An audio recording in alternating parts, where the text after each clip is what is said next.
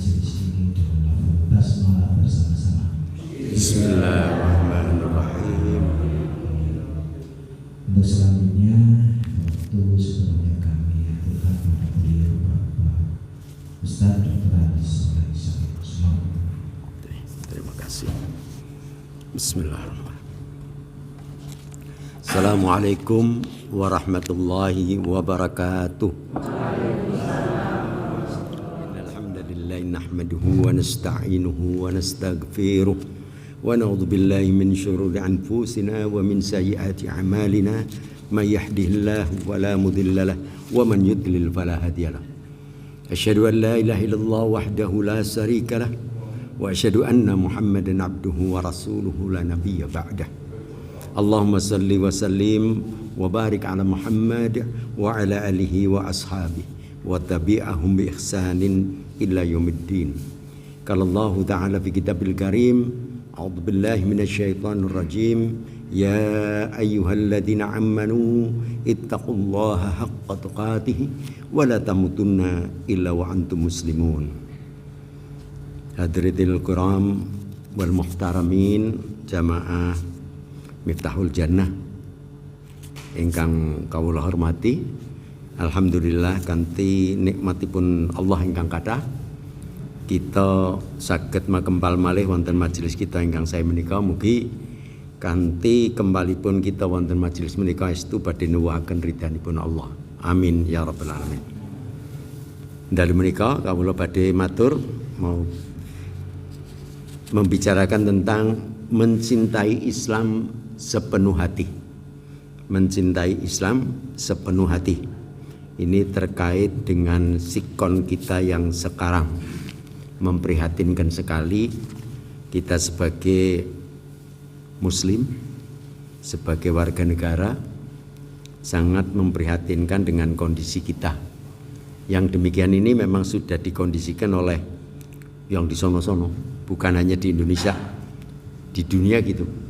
Nyun sewu Bapak Ibu, kita bangga dengan jumlah kita yang mulai tahun 2022 akhir kita sudah termasuk ranking di dunia. Kita muslimin masuk mayoritas di dunia, tapi bukan mutlak.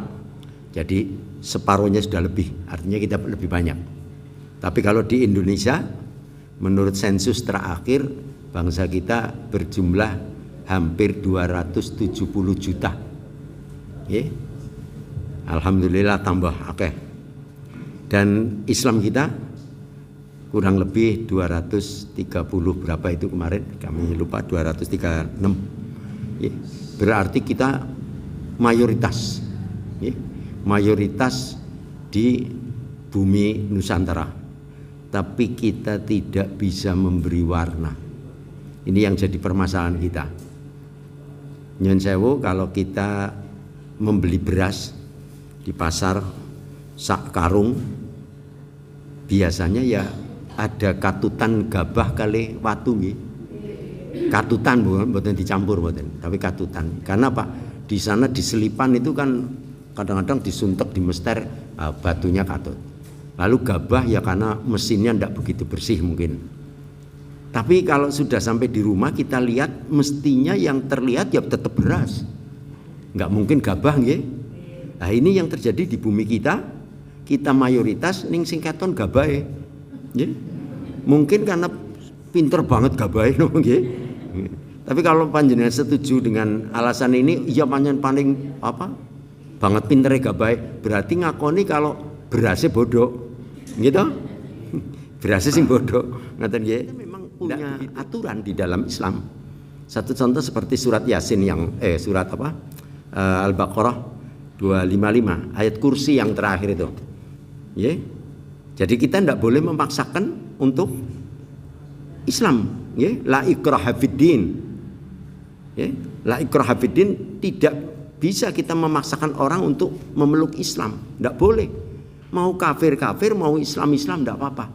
Yang penting kita jangan diganggu. Itu. Tapi soal orang tidak mau jadi Islam, tidak mau sembahyang, tidak apa-apa, silakan.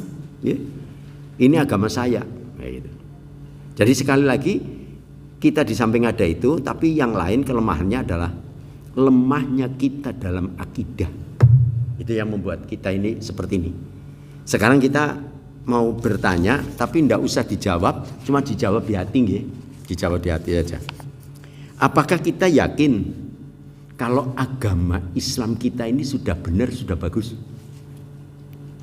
Coba individu kita sendiri nanti jawab secara jujur nggih.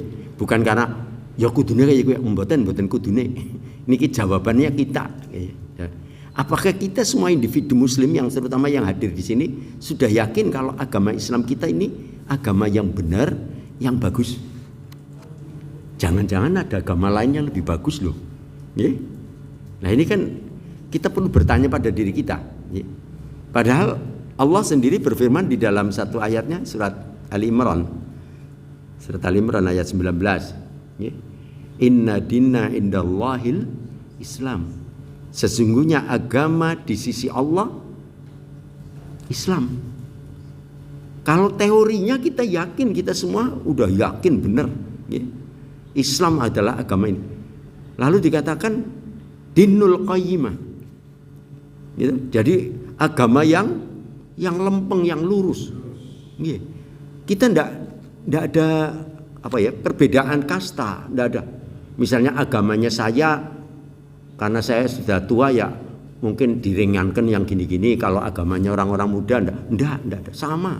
Sholat harus berdiri. Kalau nggak bisa berdiri duduk, nggak bisa duduk berbaring. Untuk saya, untuk panjenengan, untuk siapa saja, laki perempuan sama. Ini agama yang lurus. Tapi agama mereka lain, berbeda-beda. Ada satu aturan seperti di dalam katakanlah agama To. Agama To itu agamanya China, Buddha Cina lah namanya To. Itu orang yang kaya tidak boleh disulitkan, diberi kemudahan, fasilitas. Contoh dalam bentuk layat. Saya tidak akan mengatakan takziah. Takziah itu istilah kita karena di dalam takziah ada doa. Jangan sekali-kali kita mengatakan, yo pada takziah nanggone babah lim apa babah ini tidak boleh. Tempatnya babah ong, babah lim itu tidak ada takziah, adanya layat. Karena tidak ada doa kita. Jadi takziah untuk kita. Itu kalau mereka layat, kalau yang kaya itu boleh di kelenteng saja. Di kelenteng sudah, menghormat sudah, karena kita kaya. Lah yang setengah, ukuran setengah, katakanlah tidak kaya banget tapi tidak miskin, itu mengantar jenazahnya sampai tikungan ke rumah. Misalnya dari kelenteng, saya rumahnya sini, ya mau dikuburnya misalnya ke Banyumas, mau dibakar itulah apa namanya, kremasi. Itu ya saya lewat sampai situ gadean, saya masuk ke rumah saya. Karena saya setengah kaya setengah miskin gitu. Artinya tipe tengah, middle ya. Tapi kalau yang miskin harus sampai kuburan, harus sampai sana. Lah kita Islam kan dibalik nih ya. Katanya apa? Afdalu takziah. Kalau yang paling afdal itu kita mulai melihat jenazahnya, terus kemudian mengucapkan doa untuknya, menyabarkan keluarganya, dan kemudian kita memandikan, mengkafani, menyolati. Walaupun semua itu fardu kifayah. Artinya kalau sudah ada yang nangani, ndak sak RT ngedusi kabeh. Nggih, mboten. Artinya kita punya kewajiban. Namanya saja fardu kifayah. Saya punya kewajiban untuk memandikan saudara kita, untuk ngafani. Tapi pun nonton nggih pun. Ya, saya menyisih. Kemudian menyolati. Kita datang menyolati. Bahkan ada istilah sholat ghaib dan seterusnya yang tidak kemudian sebaik-baik kita takziah mengantarkan jenazahnya sampai ke kubur. Sampai dikatakan oleh Nabi, sungguh mereka yang melakukan itu mendapatkan 2 qirat. Apa ya Rasulullah qirat? 2 qirat itu gunung emas seperti gunung Uhud. Jadi 2 gunung emas. Gunung Uhud itu besarnya seperti kedoyan yang gede maning sedikit lah. Jadi bayangkan emas gitulah, emas sekepel bae kayaknya hebat banget ya. Nah ini sekali lagi, kalau Islam justru karena amal-amal yang ditujukan kepada baik saudara kita atau kepada yang seperti sodako yang banyak, ikhlas dan itu yang lebih baik, bukan seperti tadi. Ya. Bapak dan Ibu yang kami hormati, tadi pertanyaan kami tadi bukan merendahkan panjenengan, tidak. Cuma kita perlu bertanya pada diri kita. Kalau kita sudah tahu agama kita sudah baik, sudah benar, ya sudah, ayo kita uri-uri. Ya, kita kan tinggal satu langkah saja. Kita yakin ini benar, udah baik, ya ayo diuri-uri lah. Sarane barang ya dilapi, ya, diresiki kalau kotor banget ya, kalau perlu dimandikan apa gimana. Karena kita yakin itu sudah baik. Bahkan di dalam akhir ayat yang turun kepada Nabi kita Muhammad sallallahu alaihi wasallam, yang oleh kita kaum Sunni diyakini adalah surat Al-Maidah ayat 3. Surat kelima ayat 3. Di tengah-tengah itu dikatakan al-yauma akmaltu lakum dinakum wa atmamtu alaikum nikmati wa raditu lakum Islam madinah. Hari ini aku sempurnakan agama buat kalian dan aku telah cukupkan nikmatku untuk kalian. Dan aku ridho Islam sebagai agama kalian. 3 poin. Yang pertama, Allah mengatakan akmal. Akmal itu kamilah, artinya sempurna. Nggak ada yang lebih dari itu. Lebih dari sempurna nggak ada. Kalau di bawah sempurna ada. Sempurna itu sudah kamilah, sudah tidak ada cacat, tidak ada kurang. Ini yang berfirman Allah, yang menurunkan agama, yang mengutus nabinya. Bukan kata kiai, bukan kata ulama. Tapi Allah sendiri mengatakan al-yauma akmaltu lakum dinakum. Dan ini subhanallah, ayat ini turun di saat Nabi haji yang terkenal dengan sebutan haji wada, haji pamitan. Ya, karena apa? Dalam tarikh disebutkan setelah itu 3 bulan lebih, mendekati 4 bulan Nabi kita wafat. Jadi itu ayat terakhir. Lalu kemudian yang ikut haji kurang lebih 60-an orang. Ada di dalam hadis lain 80. Ya katakanlah 60-80 lah. Itu sahabat yang ikut haji. Begitu mendengar ayat ini, banyak yang menangis. Karena paham ayat ini, mengerti tafsirnya. Sahabat-sahabat itu hebat-hebat. Jadi berarti Nabi tidak lama lagi akan meninggalkan kita. Karena Nabi kalau rampung tugasnya, ya rampung semuanya. Pensiun kerjaannya, pensiun umurnya. Nggak seperti PNS. Ya. Kalau PNS kadang-kadang pensiun masih gesang 10 tahun, 20 tahun, alhamdulillah. Gitu. Kalau Nabi begitu pensiun ya pensiun. Nah, maka itu dia sedih. Karena sedihnya itulah kemudian Nabi memberikan nasihat yang oleh kita ahli sunnah wal jamaah dipegang sebagai satu bentuk nasihat yang agung. Apa beliau katakan? Taraktu fikum amra'aini lan tadhilu in tamassaktum bihima, kitabullah was sunnatun nabi. Dalam teks lain disebutkan mamastatum bihima. Artinya apa? Telah aku tinggalkan 2 perkara buat kalian, lan tadhilu, yang tidak akan membuat sesat. Dhilu, dzolin artinya sesat. Itu di Al-Fatihah yang terakhir, waladdolin, ya, yang tidak menyesatkan. Ya. Bahasa Jawanya dolan, maka itu jangan dolan itu sering sesat. Ya. Ya. Kenapa disebut gitu dolan? Dolan itu pergi tanpa tujuan, Pak, maksudnya. Kalau pergi yang pakai tujuan bukan dolan. Maka itu jangan pamit dolan, ya. Bu, aku tak dolan. Pak, hati-hati mbok kesasar ngoten nggih. Jadi kalau pergi ada tujuannya. Saya mau pergi ke rumahnya Pak Lidi. Saya mau pergi ke rumahnya Pak Samsudin. Nah, itu.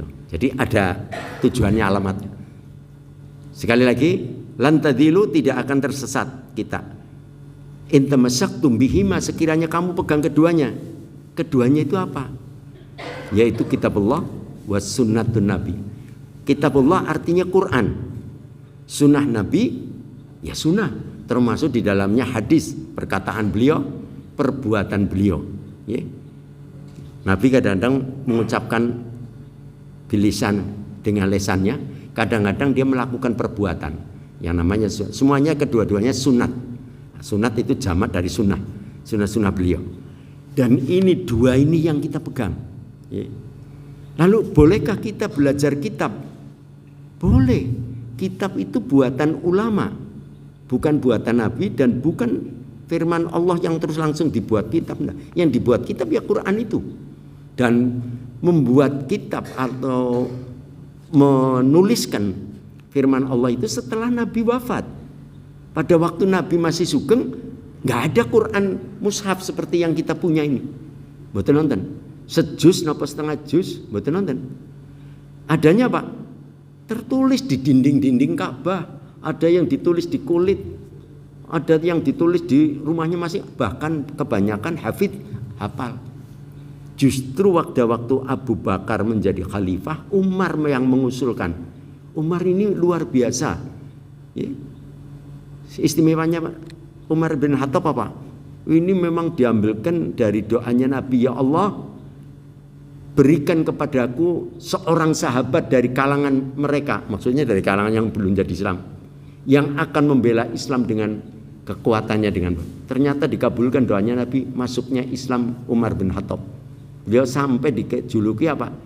Setan dan iblis paling takut dengan Umar. Ya. Dan kalau awaknya dewek malah jadi kancang ya. Tapi kalau Umar lari terbirit-birit. Ya. Karena apa? Tegasnya. Maka itu disebut Umar Al-Faruq. Al-Faruq artinya yang tegaskan. Beliau mengusulkan, ya Abu Bakar, setelah aku berpikir-pikir dalam perenungan saya, apakah tidak sebaiknya Al-Quran itu ditulis? Karena sudah banyak teman-teman kita yang sudah wafat. Satu persatu. Saya khawatir nih, Abu Bakar orangnya hati-hati. Ya, bukan orang sembarang. Dia memang paling tekun, paling hati-hati. Lalu mengatakan, ya Umar, apakah engkau ingin membuat sesuatu yang baru setelah wafatnya Nabi? Maksudnya bid'ah. Umar langsung bergetar, takut.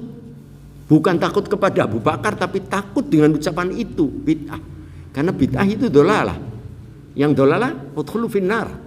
Ya. Jadi dia takut. Berhenti dia. Tidak mau mengusulkan astagfirullah, dia mengatakan istighfar, astagfirullah, dan pulang. Setelah sekian bulan, rupanya terngiang kembali. Datang lagi sampaikan, ya Amirul Mukminin, aku sungguh setelah pulang itu aku menyesal, tapi aku tidak bisa tidur. Aku memikirkan sebab si fulan sekarang menyusul sudah mati. Ini sudah mati. Saya takut. Tetap Abu Bakar kekeh. Tidak. Abu Bakar diganti Umar. Umar mengusulkan. Tapi sahabat yang lain yang pro dengan Abu Bakar juga masih banyak. Akhirnya tidak bisa. Lama-lama setelah Utsman bin Affan baru terkabul, artinya terwujud bisa menjadikan Quran mushaf. Sedangkan urut-urutannya berdasarkan daripada wasiat-wasiat Nabi, cerita dari Nabi yang kemudian disimpulkan sendiri oleh sahabat. Ini kayak ayat pertama, ini kedua, ini dan seterusnya. Jadi sekali lagi dalam Islam kita bukan main-main. Ayat yang tadi turun surat Al-Maidah sempurna, memang sempurna betul. Dan tidak ada satu ayat pun di dalam Al-Quran kita yang bertabrakan alias saling kontroversi, bertentangan, tidak ada. Semua saling mendukung. Justru karena itulah timbul ilmu tafsir. Di dalam salah satu ilmu tafsir itu tafsir yang benar, tafsir yang kuat sekali, tafsirul Quran bil Quran, menafsir Quran dengan Quran. Itu paling jitu. Dan Quran saja kitab sucinya umat Islam yang bisa begitu. Kitabnya orang lain nggak ada. Kenapa? Karena mereka sudah dikotori. Kalau kitab Injil asli sama, kekuatannya hebatnya sama. Taurat asli sama. Cuma yang sekarang adanya Taurat tidak asli, Injil tidak asli, imitasi.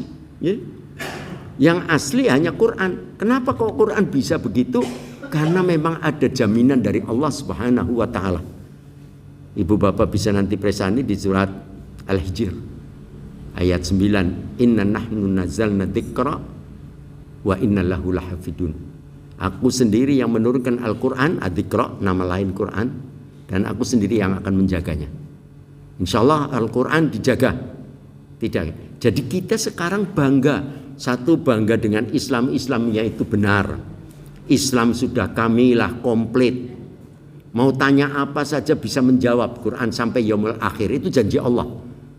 Kenapa? Karena ada ayat yang bersifat muhkamatun wa mutasabihat.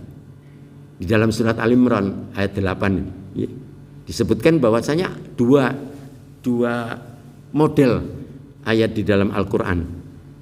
Yang muhkamatun disebutkan Ummul Kitab, Al-Fatihah. Al-Fatihah itu induk, maka itu dikatakan Ummul Kitab, induknya kitab. Ya. Dia induk berarti katakanlah yang pokok, ibarat minyak wangi bibitnya. Dan ayat-ayat yang lain memperkuat. Sehingga kita kalau di dalam belajar tentang Al-Quran itu dimudahkan. Satu, untuk dimudahkan kepada kita. Walaqad yasarnal Quran. Sungguh telah aku mudahkan Al-Quran buat kita. Jadi kita dimudahkan Allah. Maka itu adanya hafid-hafid Al-Quran dikarenakan memang Allah memudahkan itu. Ya. Coba anak umur 9 tahun, 7 tahun pada hafal Quran. Itu bukan karena hebatnya anaknya, hebatnya gurunya, ustadznya, enggak. Hebatnya Allah yang membuat Al-Quran bisa dihafal sebegitu rupa. Kitab KUHP itu lebih simpel dari Quran, tapi profesor enggak ada yang hafal KUHP itu. Ya? Jadi Quran bisa dihafal karena memang ada ayat-ayatnya yang memudahkan kita. Ya? Ayat yang sini bergandengan dengan ayat sini yang terus. Bapak Ibu bisa presani misalnya satu contoh ya. Yuk kita besok kapan-kapan gitu panjenengan baca Quran. Saya tidak minta nanti malam. Kalau nanti malam bok kayak kon datak teman ya ngisuk lah. Baca Quran dipahami sendiri. Sekarang Al-Quran kan sebelah hijaiyah, sebelah terjemah nggih. Ya, sudah ada yang begituan. Bahkan sekarang ada yang terjemah per kata. Nah, itu cobalah ditekuni biar kita ngerti, oh hadza itu ini. Ya. Kalau huda itu petunjuk. Itu nanti bisa kita sedikit demi sedikit enak ya. Dan makin kita ke situ, makin lengket kita kepada Quran, tidak bisa kita pisah. Makin cinta kita kepada Quran. Ya. Ternyata Quran luar biasa. Al-Baqarah menceritakan tentang Musa. Di Al-Imran ada cerita tentang Musa. Gitu. Di An-Nisa ada terus. Dan ini Musa terus. Musanya satu, Nabi Musa alaihi salam. Ning ceritanya beda-beda. Di sini dalam perannya apa, di sini dalam apa. Allah memasukkan di situ unsur-unsurnya tentang hukum, tentang syar'inya. Sehingga para ulama setelah Nabi wafat kasihan kepada kita.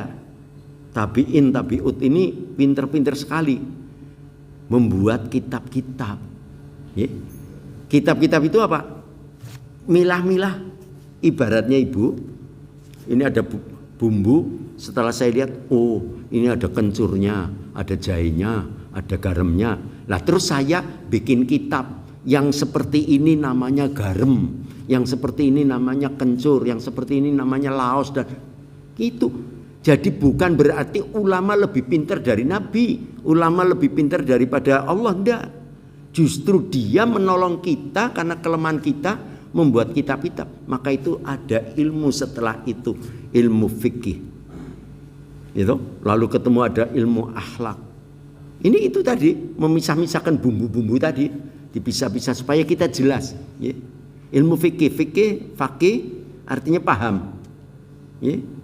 Jadi ilmu fikih artinya ilmu memahami tentang kaidah-kaidah hukum di situ, di dalam Al-Quran maupun Sunnah.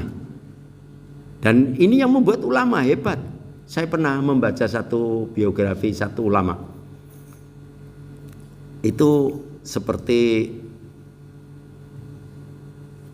Ibnu Hajar Asqalani itu, dia mempunyai kitab atau membuat kitab lebih daripada 640 kitab. Bayangkan Pak Bu, membuat kitab sampai 600, yang satu lagi sampai 300 sekian. Usianya berapa? Mungkin Bapak Ibu berpikir, mungkin usianya 150 tahun, Mbok. Ternyata usianya di bawah kita. Ada yang usianya cuma 58 tahun, ada yang usianya cuma 62 tahun. 62 tahun bisa membuat kitab. Buat dalam arti bukan buat naik motokopi kepenak nggih. Itu membuat menganalisa Al-Qur'an, kemudian nyempalkan ini yang dimaksud gini, sehingga kita jadi tahu. Tetapi kembali, kita tidak bisa berhujah kepada kitab. Kita bukan untuk hujah. Bahasa sekarang referensi, ya. Jalur untuk supaya kita paham tentang Quran melalui itu, ya, melalui jalurnya itu. Jadi kita ditolong oleh beliau-beliau, kilo nek kepin paham Quran, yo melu aku lewat ki. Jadi dia sebagai katakanlah penjembatan kita untuk sampai kepada pemahaman Al-Quran yang sebenarnya. Hujah kita tetap Quran, bukan kitab. Ini yang kelemahan pada umat Islam, merasa kalau kitab itu udah. Ya satu contoh, kitab unggulan di pesantren-pesantren, hampir pesantren semua itu katakanlah atfal ya, kitab atfal, kitab elementer yang pertama, yaitu Ihya Ulumuddin. Karangannya siapa itu? Imam Al-Ghazali. Ya. Imam Al-Ghazali tabi'ut, jauh, bukan tabi'in, tabi'ut. Ya. Beliau ahli luar biasa, dan dia menulis kitab itu juga luar biasa. Tapi dia tidak memisahkan antara hadis yang sahih dengan yang tidak. Ya. Jadi di dalam Ihya Ulumuddin ada hadis-hadis yang tidak sahih. Bahkan ini yang kita rasani tadi, Ibnu Hajar juga banyak menulis kitab. Ada beberapa kitabnya yang tidak mereka pisah-pisahkan antara hadis yang sahih dengan yang tidak. Itu bukan karena bodohnya dia. Memang dia artinya sedang nulis tapi tidak perlu membicarakan itu. Tapi ada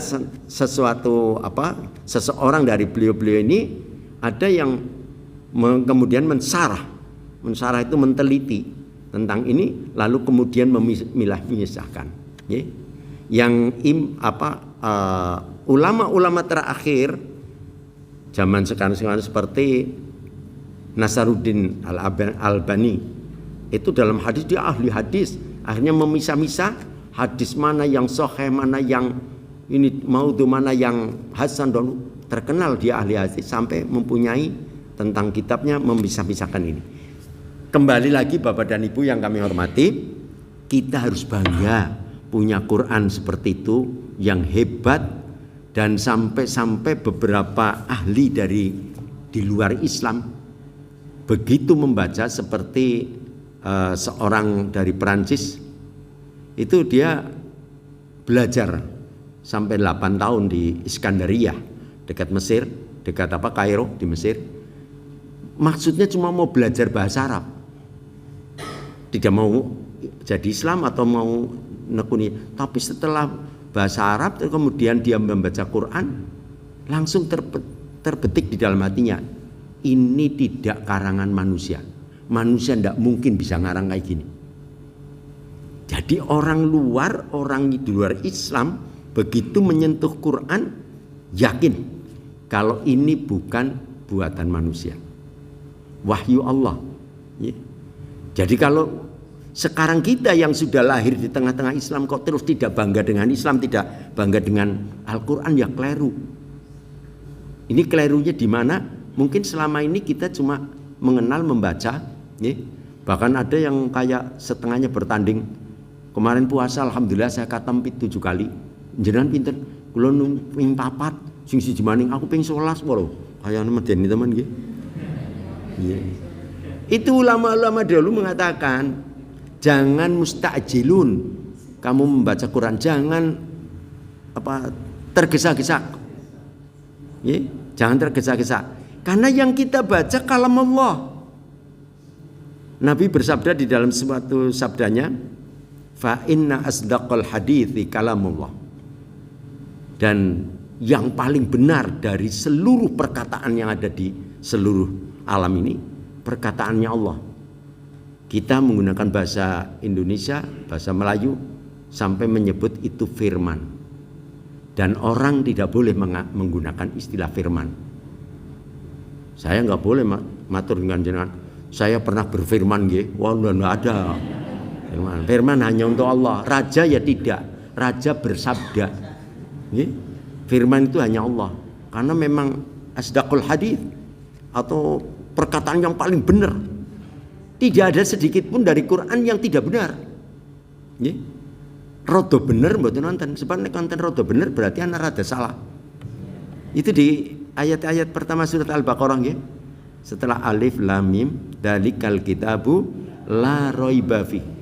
Jadi ini kitab tidak ada satu keraguan sing remeng-remeng sing ndak ada. Semua bayin. Apa jelas. Nggih. Bayinah artinya jelas.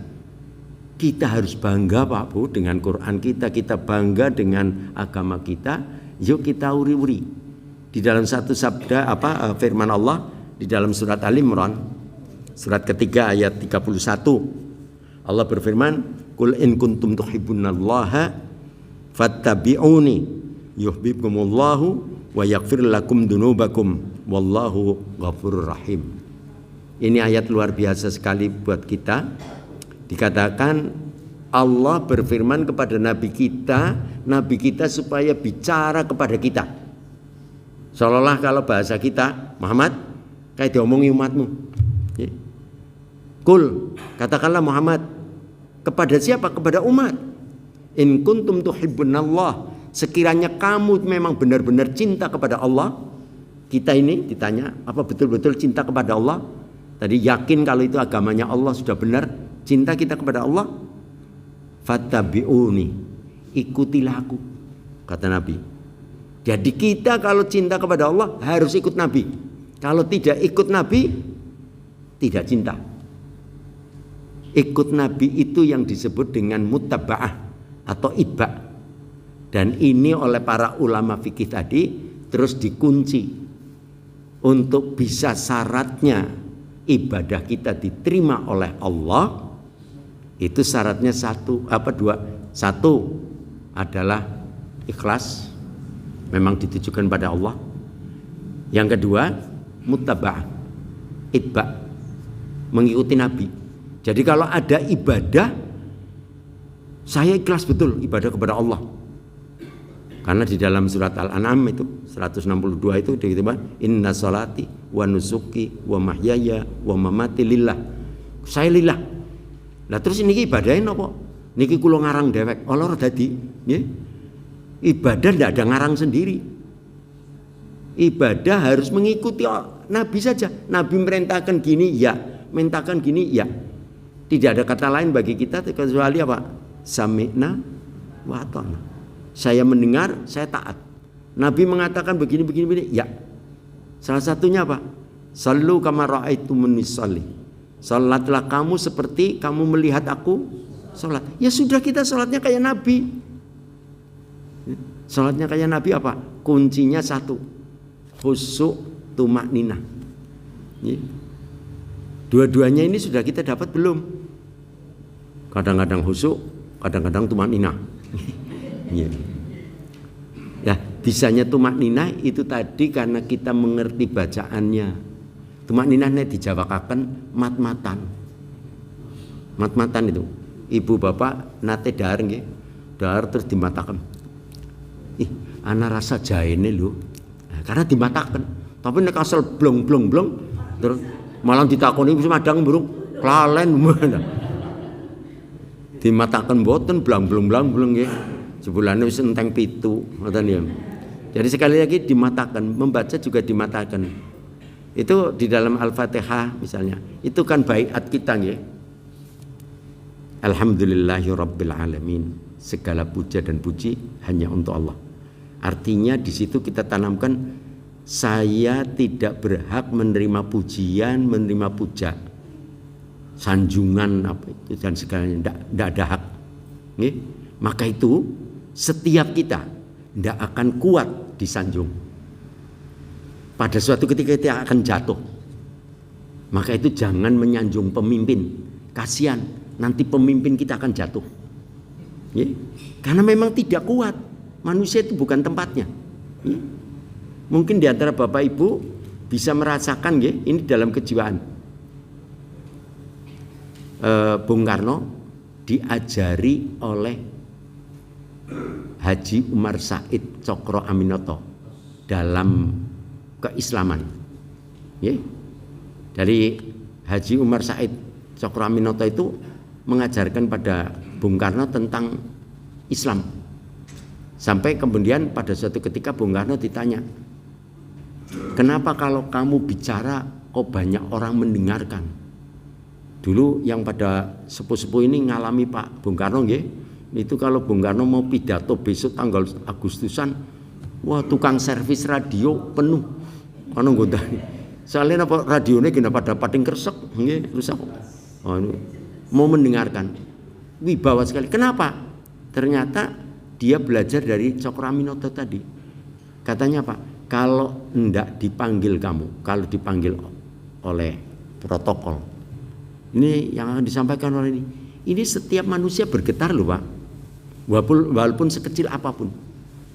Kayak Pak Sodri tadi bicara, nanti akan disampaikan oleh Pak Soleh, itu getar, kita ada getaran. Kalau nggak percaya silakan diukur pakai alat getar itu, EEG apa-apa.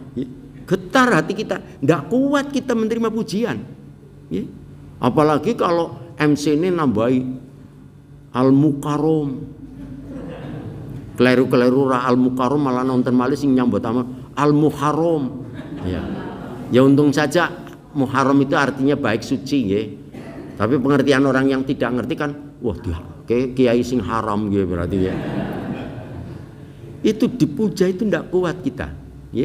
Maka itu dibalikkan kata Bung Karno.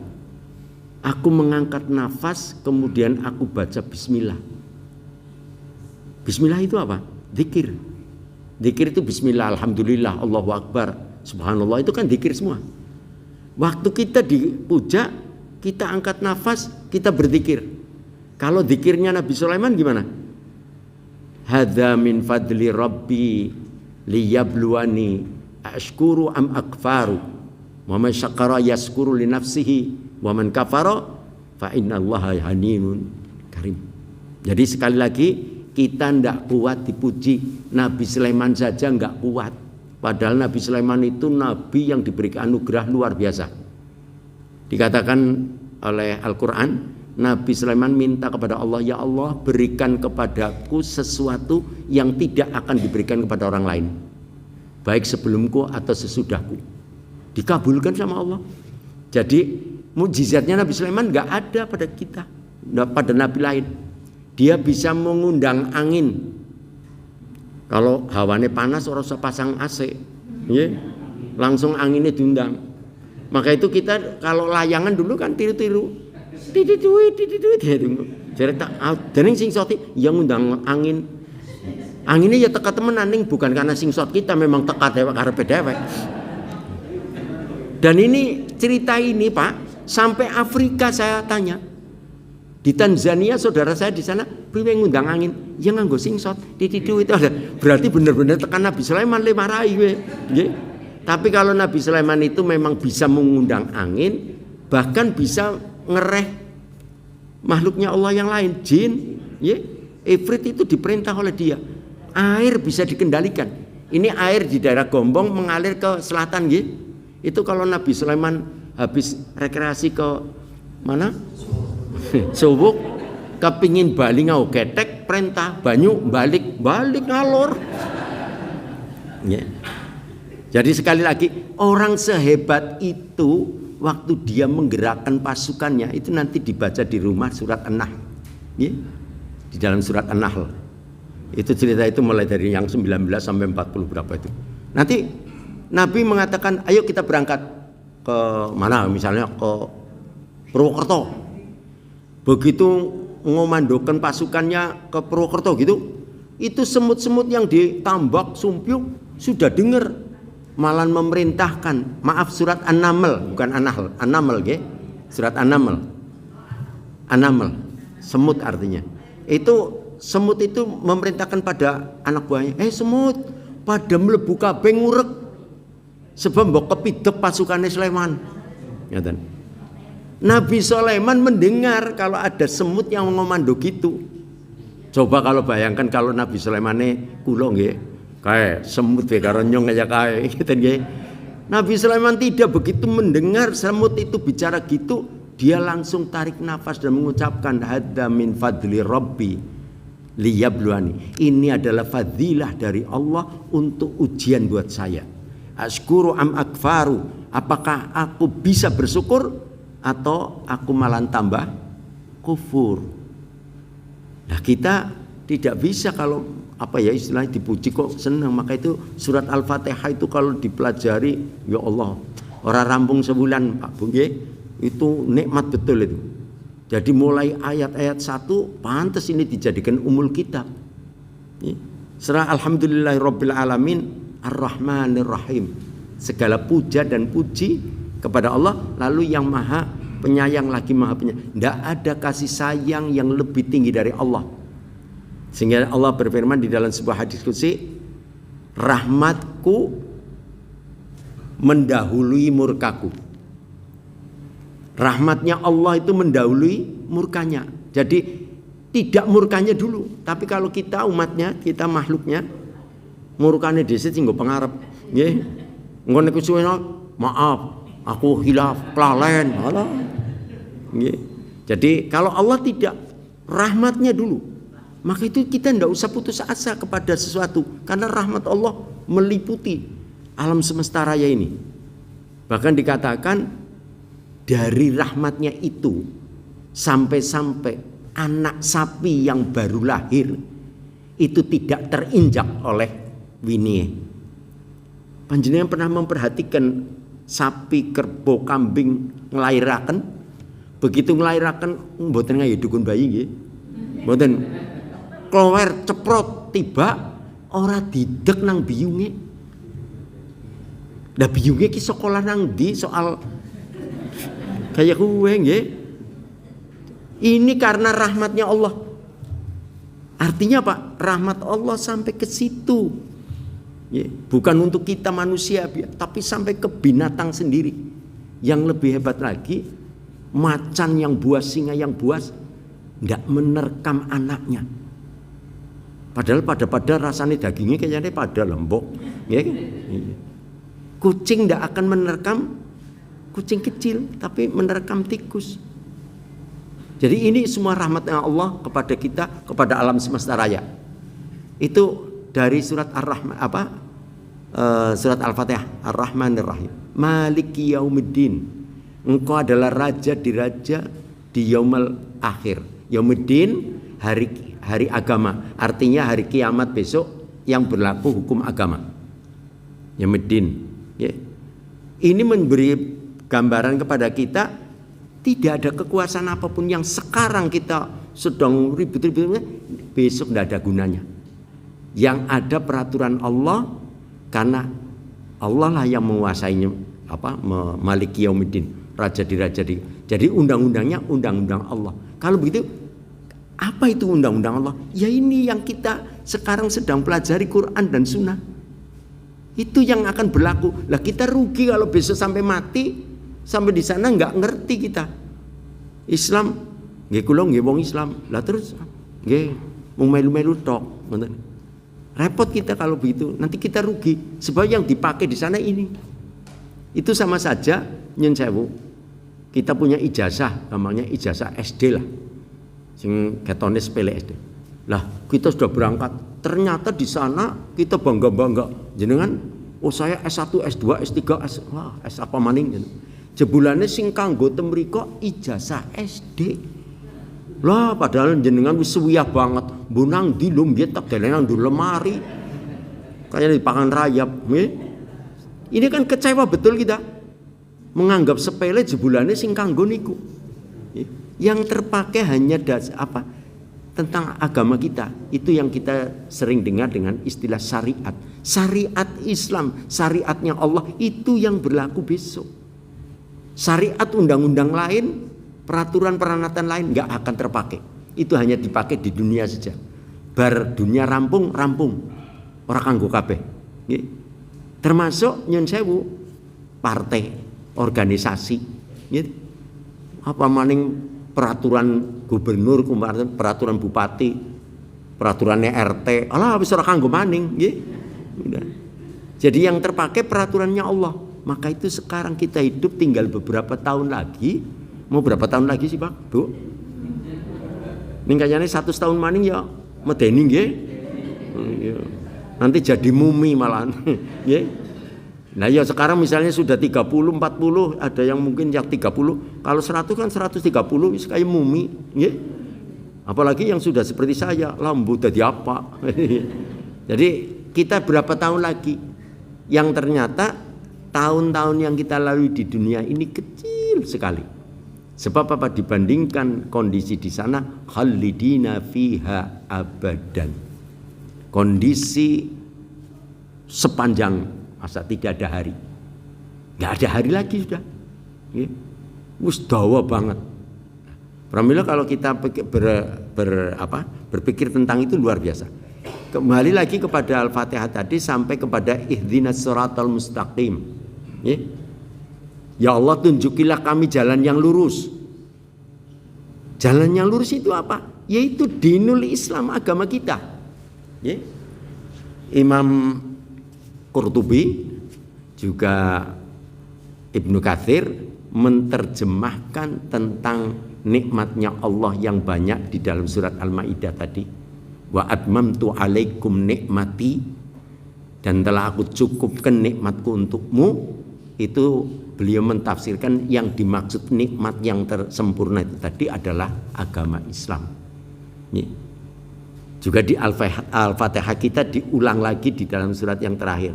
Setelah ihdinas siratal mustaqim, ya Allah tunjukilah kami jalan yang lurus, siratal ladzina an'amta alaihim, yaitu jalannya orang-orang terdahulu sebelum kami yang telah engkau beri nikmat yang agung. Nikmat yang agung itu dinul Islam. Ghairil maghdubi alaihim, yang mereka itu tidak didolimi atau diadab oleh engkau ya Allah, waladdallin, dan tidak sesat. Jadi kita kepingin jalan yang lurus, diperjelas lagi bahwa jalan lurus itu jalannya orang-orang terdahulu, para alim, para syekh, para salihin, para tabi'in. Itu jalannya orang-orang terdahulu yang telah engkau beri nikmat yang banyak, yang agung, yang tidak sesat. Itu yang kita minta. Pramila maos Al-Fatihah ngatos-atos, hati-hati karena itu induk ilmu umul kitab. Enggak usah kita kemerungsung. Maka itu di dalam beberapa keterangan dari para pendahulu kita, mengkatamkan Quran kalau kita bisa setengah bulan itu sudah paling cepat, paling baik. Kalau kurang dari setengah bulan, mustajilun. Mustajilun artinya kemerungsung, macane diseret. Tapi kalau kita katam sitas sahur 6 bulan, setengah tahun, dikatakan kaslanin. Kaslanin apa? Males. Mulane aja jenengi putrane Kaslan. Wis dijenengi putrane wis Kaslan, males. Jadi kurang dari setengah bulan kemerungsung, mustajilun. Kalau lebih dari 6 bulan males, keset. Ya kita di antara itu. Dan orang-orang terdahulu membacanya memang tartil, fasih. Kita juga belajar begitu, sedikit demi sedikit, insya Allah bisa. Semuanya harus diulang. Sebelum yang terakhir, kami akan bacakan surat Al-Kahfi. Surat Al-Kahfi surat ke-18, ayatnya 30. Innalladzina amanu wa amilus salihati inna la nudi'u ajra man ahsana amalan. Ayatnya 30. Innalladzina amanu, sesungguhnya mereka yang beriman orang-orang yang beriman, beramal saleh, tentulah kami tidak akan menyia-nyiakan pahala orang-orang yang mengerjakan amalannya dengan yang baik. Ini membuat kita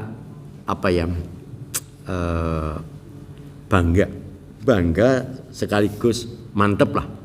Apapun yang kita lakukan, selama itu amal saleh. Amal saleh apa? Amal saleh amal yang dituntunkan oleh Nabi. Yang baik-baik itu dikatakan sudah sekecil apapun Allah menghitung. Itu di dalam surat yang lain disebutkan apa?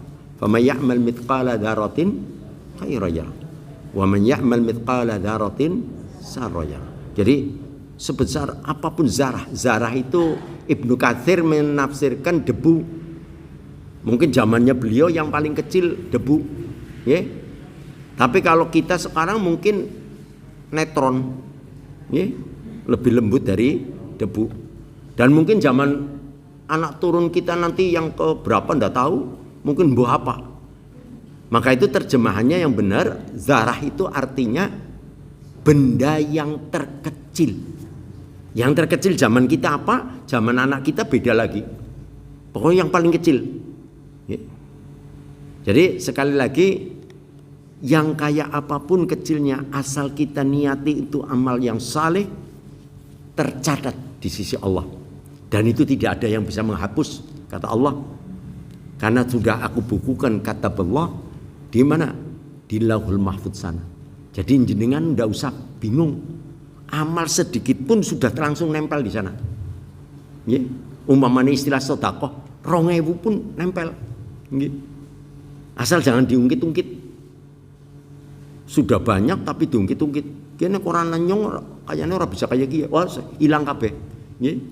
Tapi amal sedikit, maka itu berlomba-lomba.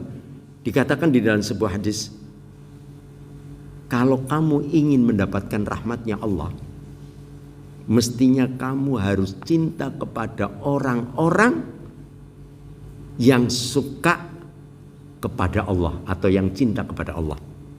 Jadi kalau kita ingin dicintai Allah, dapat rahmatnya, ya kita harus cinta kepada orang-orang yang cinta kepada Allah.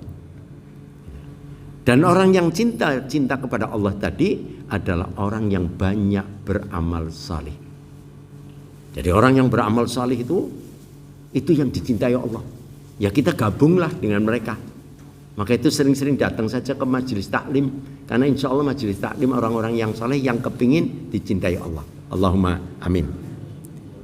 Demikian ibu bapak, masih ada waktu nggih Pak? Masih. Ya kalau untuk ngaji biasanya dibatasi, tapi nek nggo nonton bal ora dibatasi nggih. Semoga Pak Bu, barangkali ada yang perlu ditanyakan nggih.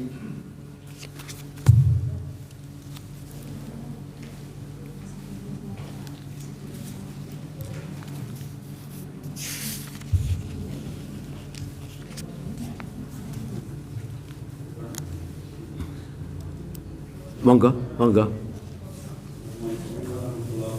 Waalaikumsalam warahmatullahi wabarakatuh.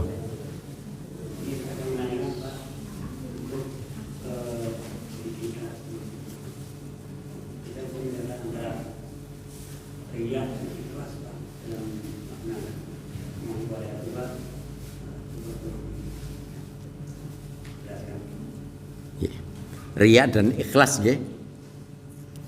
Riya sering disebutkan sum'ah. Riya, sum'ah. Bedanya apa? Beda sedikit. Riya itu pamer, ada yang dipamerkan. Saya mau nyontoni saja, gitu, tapi insya Allah saya tidak pamer karena orang asing pamer. Saya sedang umuk gitu loh. Pak, ini baju saya 5 juta ini saya beli. Nah, pamer niki ana barangnya nggih. Wah jenengan pantos. Bedah kabeh. Betul nggih? Jadi ini pamer yang ada barangnya. Ya toh? Panjenengan tahu. Lah, sum'ah sama jeleknya. Pamer tapi tidak ada barangnya. Cuma menceritakan, nika putrane sing anu, oh nggih, nika kan tak sekolahaken kula nganti rampung nika. Jadi jenengan tidak tahu terus diberitahu. Samalah, dua-duanya jelek nggih. Itu dikatakan di dalam satu hadis habitat amaluhum. Apa itu habitat amaluhum? Seperti batu di pekarangan yang musim kering ini kan kena debu nggih. Kena debu. Nanti kalau musim hujan deras hilang licin. Itu seperti itu gambarnya. Padahal debu yang nempel di batu itu tadi kan terdiri dari debu kecil-kecil dan tidak sekaligus nempel siji loro telu 10 terus nempel lama-lama tebel lumut lah. Tahu-tahu hujan deras hilang. Nah hilang itu seperti kita punya amal yang dipamerkan, diungkap-ungkap lah, nggih. Itu jalan itu kalau ndak saya yang memberi, kayaknya seperti orang ada dalane kayak itu wakaf saya itu, dan sebagainya dan sebagainya. Contoh gitulah. Dari dua-duanya sum'ah dan riya tidak baik, Lalu Allah tidak senang dengan itu karena apa? Itu menjurus kepada kibrin, sombong, sombong. Orang yang sombong mutakabbirin, orang yang menganggap dirinya besar, padahal yang mutakabbirin Allah. Allah itu al-mutakabbirun. Dia Allah memang besar tanpa dibesarkan. Maka itu sebenarnya Allahu Akbar. Sedangkan kita kalau besar dibesarkan. Kita kaya diberi kaya oleh Allah. Innallaha ghaniyyun 'anil alamin. Allah yang paling kaya di seluruh alam, yang memberi kita kaya. Contoh, Bapak Ibu kalau kurang yakin tentang apakah yang memberi kaya itu Allah apa tidak? Iya. Contoh misalnya, saya mau umuk lagi dengan jenengan. Umuk bahasa Jawa nggih, bahasa Gombong umuk. Ini sawah yang di kidul itu semua sampai ke Warasan itu tanah saya itu. Nah, coba terus Allah tidak turunkan hujan jadi kaya lagi ndak saya? Mulai ngisuk mulai tak doli kabeh, nggih. Misalnya ditanduri. Dan itu seperti yang terjadi di Sabak. Sabak itu di Yaman. Dulu terkenal itu luar biasa suburnya. Kemarin diselidiki oleh orang barat karena mau cerita tentang ini apa benar, dikeduk. Ternyata betul di Sabak itu ada kedalaman 100 sampai 120 meter. Itu ternyata kota yang kemudian sama Allah dibalik. Juga Sodom, ada tulis Sodom Al-Gemarah di Yordan, itu juga diselidiki ternyata kota yang luar biasa, ada irigasinya, ada ini ditumplek sama Allah. Gampangnya bahasa ngomongnya ditumplek lah, dibalik. Allah bisa, oh ya bisa membikin dari tidak ada menjadi ada, pemani mau numplek tok lah gampang. Ida aroda sayan an yakula lahu kun fayakun, mati tumplek, Jadi sekali lagi mutakabbir bukan milik kita, milik Allah. Maka itu zikir kita yang baik tentang hal seperti ini apa? Zikir hauqalah. Hauqalah, la haula wala quwata illa billahil aliyyil. Itu zikir hauqalah namanya. Jadi sekali lagi itu riya. Lalu bagaimana ikhlas? Ikhlas, mukhlis itu orang yang berbuat sesuatu tidak pernah mengharapkan apapun. Cuma satu harapannya, Allah senang. Saya berbuat gini, mudah-mudahan Allah senang. Itu saja dia. Tidak butuh pengalaman orang. Nyumbang dicatat ya kena, orang dicatat ya kenalah. Saya yakin Allah perisa. Innallaha sami'ul alim was sami'ul basir. Allah itu maha mengetahui dan maha melihat. Bahkan yang ada di dalam dada kita. Sebelum kita ucapkan Allah sudah tahu. Mungkin kalau saya tanya pada panjenengan, andai kata panjenengan masih gesang 10 tahun lagi, kira-kira 10 tahun yang akan datang akan berbuat apa? Kita pun tidak ngerti. Apa mending 10 tahun ngisuk harapan apa mbor orang nggih. Tapi Allah tahu apa yang akan kita lakukan besok. Itu yang disebut dengan qadarullah. Jadi kita berjalan atas dasar qadarullah. Bisakah dirubah itu? Bisa. Kalau kita minta. Misalnya saya ditetapkan Allah, kamu besok umurnya sekian masuk neraka. Bisa dirubah? Bisa. Karena kami tidak tahu qadarnya, kita minta yang terbaik. Ya Allah, berilah saya yang terbaik. Rabbana atina fid dunya hasanah wa fil akhirati hasanah wa qina adzabannar. Minta lalu ikhtiar, insyaallah Allah merubah. Ya, merubah tentang takdir kita yang harusnya jelek menjadi baik. Ya, jadi sepindah malih ikhlas berbuat sesuatu cuma harapannya satu tok, Allah senang. Wis bar lah, pokoknya gawe seneng Allah. Allah senang itu kan ridho.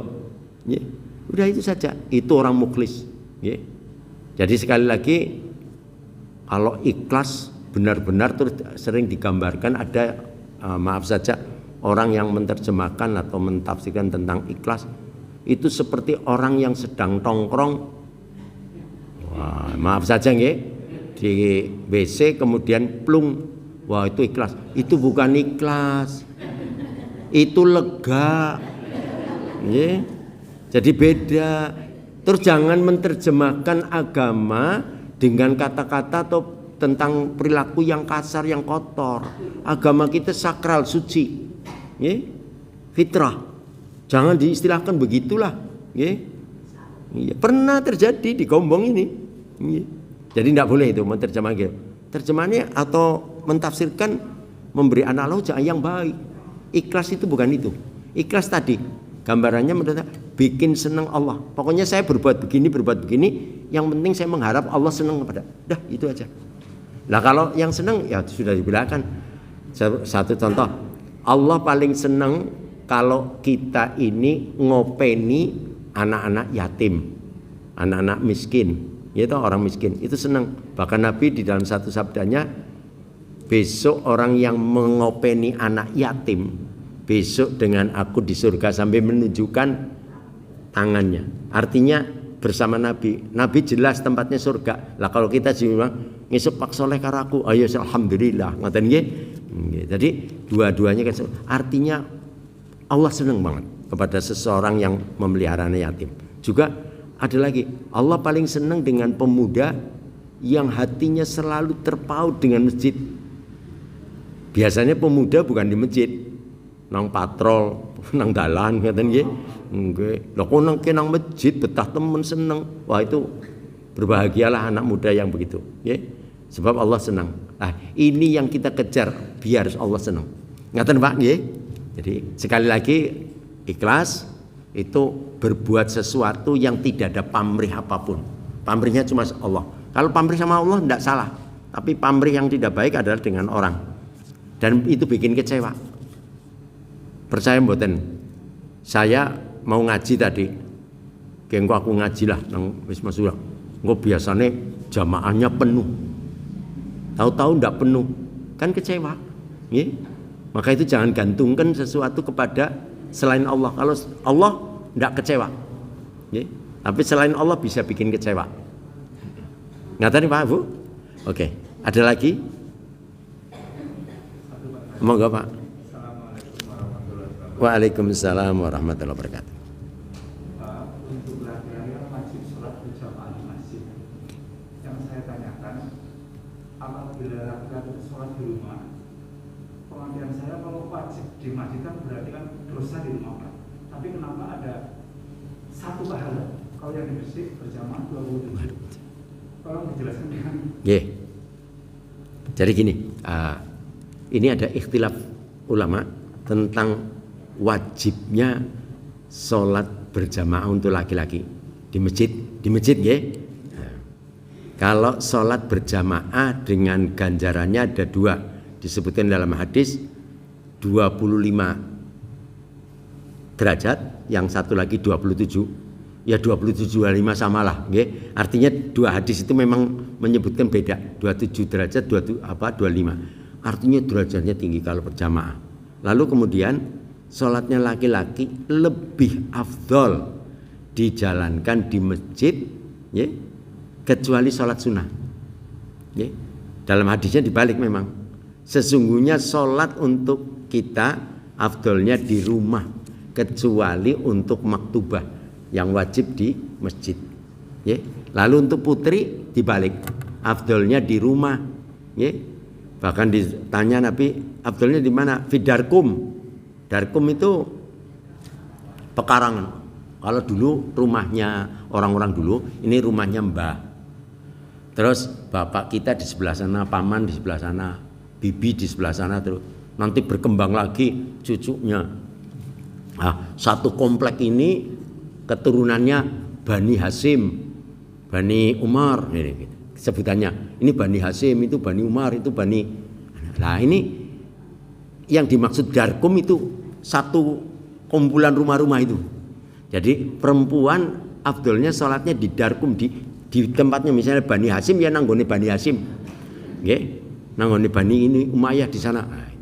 Nah, lebih baik lagi fi baitkum, fi bayutikum, buyut jamak dari bait, rumah bait. Kalau banyak biyut, fi buyutikum, lebih baik di rumah-rumah kalian. Nggih. Nah, rumah kalian disingkat lagi Nabi dikejar lebih baik di kamarnya. Khurfah di dalam kamarnya. Jadi wanita makin primpen makin bagus sholatnya.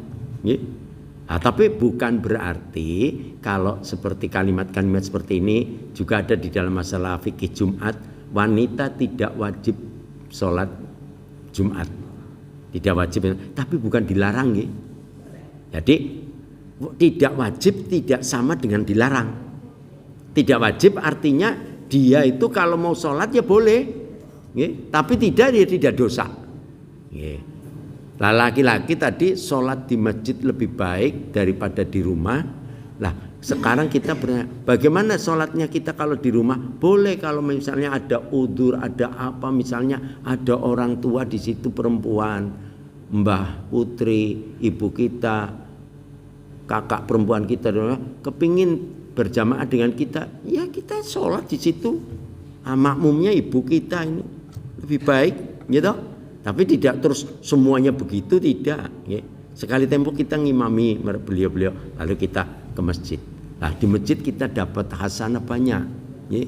Satu, kita mengenal teman-teman kita, bisa interaksi dan seterusnya. Ya. Jadi sekali lagi tidak sholat di masjid, memang sebagian ulama mengatakan itu dosa. Karena apa? Mengambil dari satu hadis, seorang sahabat buta itu minta rukhsah kepada Nabi, ya Rasulullah, aku ini buta dan aku rumahnya jauh, lalu tidak ada yang menuntun aku ke masjid, apakah ada rukhsah untuk aku ya Rasulullah? Nabi mengatakan, ya sudah, ada untuk kamu ndak. Tapi begitu Nabi menyelesaikan gitu, langsung merubah, dipanggilnya orang itu. Apakah kamu mendengar adzan?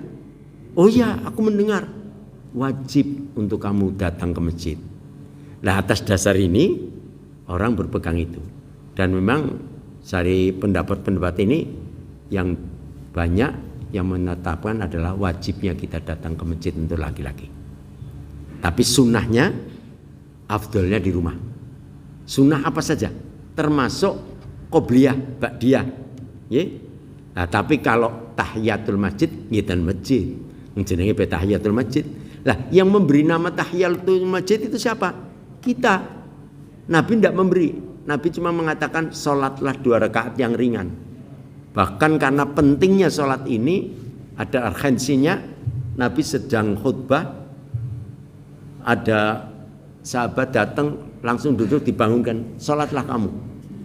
Sampai memberhentikan khutbah untuk negur orang yang baru datang tidak mendirikan sholat tahiyatul masjid. Akhirnya orang itu sholat. Jadi tahiyatul masjid. Ada yang tanya, lah bagaimana kalau di musola? Ya enggak usah diganti sholat tahiyatul musola, gitu. Masjid itu tempat sujud, musola tempat sholat. Bahkan istilah di dalam hadis, musola itu adalah tempat untuk sholat. Tempat, artinya ororobnya. Nabi dikatakan Nabi kalau Idul Fitri Idul Adha, beliau bergegas dari rumah, kemudian dia menuju tempat sholatnya, musola. Nah ini yang sering diterima, gue Nabi besolatnya nang musola, badan, bukan di musola kita seperti gedung itu, di tempat sholat maksudnya. Di tempat sholat yang ditunjuk, misalnya besok kita sholat di lapangan Stikes, kita besok lapangan Swelogiri, lapangan Manunggal, itu tempat sholat gitu. Musola. Bahasa Arab yang sekarang dipakai di pasaran di negara-negara Arab sudah beda lagi. Musola artinya bukan musola gedung seperti kita, bukan tempat sholat yang seperti itu, tapi sejadah. Sejadah itu musola. Kalau jenengan ke toko di Arab sana pas haji umrah mau beli musola, bahkan tawa, tal musola, hamsa rial, nang kana musola didoli, maksudnya sejadah, gitu. Jadi sekali lagi itu bahasa saja, dan sholatnya laki-laki di masjid memang lebih kuat untuk dikatakan wajib, sedangkan untuk di rumah sunnah-sunnahnya. Kita adzan duhur, Allahu Akbar, Allah, kan adzannya itu kadang-kadang sini sana beda, tapi yang penting sudah masuk waktu. Adzan duhur misalnya ba'dal zawal, tergelincirnya matahari, dari tidak ada ayang-ayang terus ada ayang-ayang, masuk duhur. Begitu masuk duhur, panjenengan langsung sholat 4 rakaat, 2 rakaat salam, 2 rakaat salam, qobliyah duhur di rumah. Setelah itu berangkat ke masjid, di sana sholat tahiyatul masjid. Begitu sampai di masjid, sholat tahiyatul masjid 2 rakaat, menunggu qomat. Nanti habis sholat mau dikerjakan di situ sholat sunnahnya ya boleh, tapi afdolnya di rumah. Sholat sunnahnya ba'diyah. Ngaten nggih? Jadi supaya rumah kita ini rumah yang banyak digunakan untuk sholat. Ada sebuah hadis dari Nabi SAW, nawiru buyutikum bitilawatil Quran. Nawir, perindah, bikin indah rumahmu dengan sholat. Sholat itu apa? Sholat mesti maca Quran. Bitilawatil Quran ya berarti maca Quran itu. Artinya sholat kan ada bacaan Qurannya, ya. Al-Fatihah, Qul huwallahu ahad, baca surat ini, surat Samsu, macam-macam dah. Itu indah. Dan rumah yang banyak dibacakan Al-Qur'an, rumah itu sejuk, tentrem. Masuk aja rumahnya orang-orang yang banyak membaca Quran, pasti beda. Enak. Tapi yang di situ tidak pernah dibaca ayat suci Al-Qur'an, ngeringsang panas. Tapi ngen kulo di tempeli kaligrafi itu nik suruh mengucapkan bukan itu. Maka itu kadang-kadang itu bingung kita kalau mendengar bacaan Quran, ya. Kalau mendengar qiraatul Quran itu apa suruh ansitu wasma'u la'alakum turhamun. Suruh meneng dan dengarkan. Sebab apa? Nanti kamu akan mendapatkan rahmat Allah. Tapi sing dirungokna apa itu? Kaset atau apa katana Yusebi apa itu? Akhirnya kiki tuh ikut dirungokna ora. Sing repot malih, sing nyetel malah terus lunga. Di masjid-masjid tapi bukan masjid sini.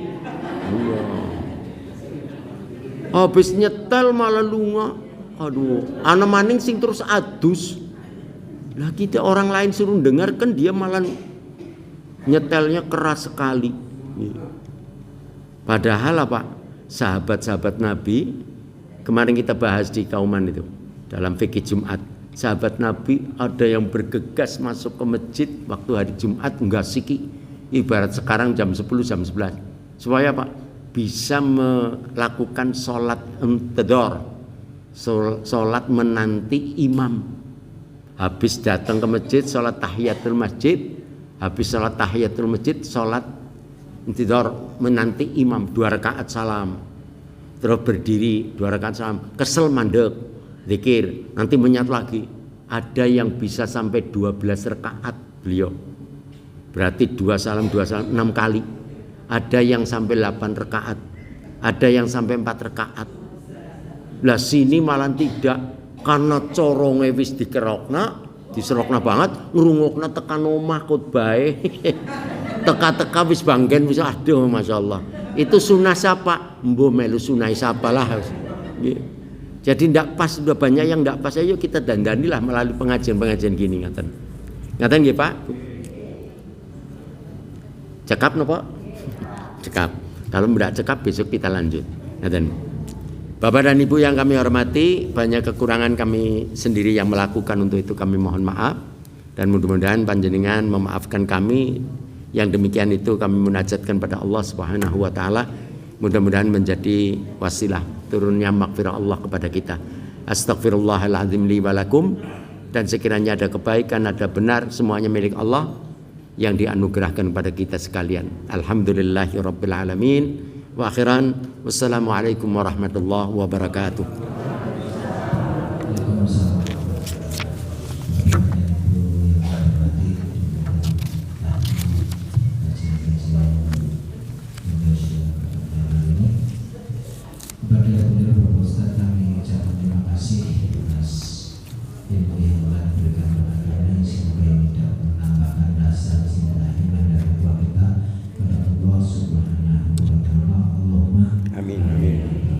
Sebagai akhir marilah kita tutup majelis ini dengan doa penutup. Subhanakallahumma wa bihamdika asyhadu an la ilaha illa anta astaghfiruka